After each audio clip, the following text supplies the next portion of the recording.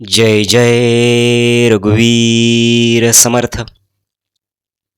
श्री समर्थ रामदास स्वामी विरचित श्रीमत दासबोधमधील दशक 16वा तत्वान्वय समास 8वा आत्माराम निरूपण नाम हा अत्यंत घन आणि तत्वज्ञानाने भरलेला समास आहे. या समासाचा संपूर्ण गर्भितार्थ आता आपण पाहूयात. आत्माराम हीच विश्वाची चालक शक्ती. या समासात समर्थानी आत्मा किंवा आत्माराम हा सृष्टीचा केंद्रबिंदू कसा आहे हे अत्यंत साध्या पण प्रभावी उदाहरणातून स्पष्ट केले आहे. ईश्वरी शक्तीचे अधिष्ठान. समासाच्या सुरुवातीला समर्थानी गणपती आणि शारदेला नमन केले आहेत. ते म्हणतात की जी बुद्धी आपल्याला स्तुती करायला किंवा विचार करायला प्रवृत्ती करते ती मुळात त्या आत्मारामाचीच प्रेरणा आहे. रामाचे नाव हे सर्व नामात श्रेष्ठ असून तेच विश्रांतीचे स्थान आहे. आत्मा सर्वव्यापी आणि एकमेव आधार. समर्थानी आत्म्याचे विविध पैलू मांडले आहेत. अस्तित्व.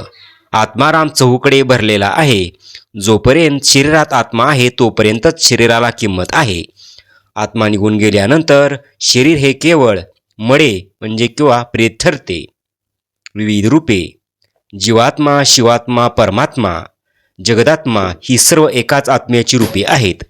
देव, दानव, मानव या सर्वांमध्ये तो एकच सूक्ष्म रूपाने वास करतो. कार्यक्षमता. चालणे, बोलणे, अवतार घेणे किंवा सृष्टीचे व्यवहार होणे हे सर्व आत्म्यामुळे शक्य आहे. तोच दृष्टा, तोच चैतन्य आणि तोच जगाचा नियंता आहे. देहाची व्यर्थता आणि आत्म्याचे महत्त्व. श्री समर्थ स्पष्ट करतात की एखादा माणूस कितीही सुंदर, चतुर आणि सावध असला तरी आत्म्याशिवाय त्याच्या जीवनात फक्त अंधकार आहे. शरीराचे सर्व भोग, सुख, दुःख, आनंद, वेदना हे केवळ आत्म्याच्या उपस्थितीमुळे जाणवतात. अनंत भेद आणि एकच आत्मा हा या समासातील महत्त्वाचा विचार आहे. स्वभावातील विविधता. सृष्टीमध्ये अनंत प्राणी आहेत. प्रत्येकाच्या मनात वृत्ती वेगळ्या आहेत. प्रत्येकाची राजकारण, युक्ती, कुबुद्धी किंवा सुबुद्धी वेगळी आहे. विषय आणि ओढ. समर्थांनी स्त्री पुरुषांच्या आकर्षणाचे उदाहरण देऊन सांगितले आहे की शरीराचे धर्म वेगवेगळे असतात. हे विषय सुखाचे भेद देहामुळे आहेत, पण त्यामागील प्रेरणा देणाऱ्या आत्म्याचे स्वरूप निर्गुण आहे. आहार आणि विहार. ज्या प्राण्याला जो आहार आवडतो तो त्यात तत्पर असतो. हे सर्व भेद देहाच्या प्रकृतीनुसार आहेत.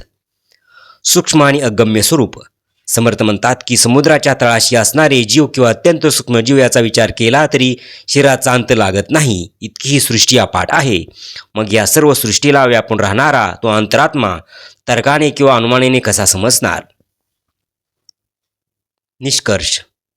या समासाचा मुख्य गंभीरतार्थ असा आहे की जगात जे काही दिसते, जे काही हालचाल करते त्या सर्वाचा मूळ चालक आत्मा आहे. तो अदृश्य असला तरी त्याच्या शिवाय विश्वाचा डोलारा शून्य आहे. तेव्हा साधकाने देहबुद्धी सोडून विवेकाच्या द्वारे त्या नित्यानित्य तत्वाचा शोध घ्यावा.